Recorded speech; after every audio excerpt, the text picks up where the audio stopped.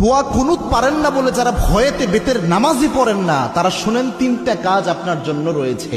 এই তিনটা কাজ করলে বেতের নামাজের পরিপূর্ণ সওয়াব আপনি পেয়ে যাবেন। সুবহানাল্লাহি ওয়া বিহামদিহি। ইসলাম যে কত সহজভাবে আপনাকে সমাধান দিয়েছে কল্পনা করতে পারবেন না। এই যে বেতের নামাজে যে দোয়া কুনুতটা আমরা পড়ি, এটা কিন্তু অনেকের মুখস্থ হয় না, যার কারণে অনেক বড় দেখে অনেকে বেতের নামাজই পড়ে না যে আমি দোয়া কুনুত পারি না, আমি কি বা পড়বো। অথবা অনেকে এমন রয়েছে বেতের নামাজে দাঁড়িয়ে দোয়া কুনুতের সময় চুপ করে থাকে, একটা শব্দ করে না, এরকম আছে অনেকে। তো এরকম কোনোটাই মাধ্যমেই আপনার কিন্তু দোয়া কুনুতের যে হক এটা আদায় হচ্ছে না। এবং বেতের নামাজ এটা কিন্তু ওয়াজিব একটি নামাজ, এই নামাজকে আপনি ইচ্ছা করে ছেড়ে দিতে পারবেন না, এবং ওয়াজিব সবসময় চাইলে আপনি তরক করতে পারবেন না। এই জন্য বেতের নামাজ গুরুত্বপূর্ণ।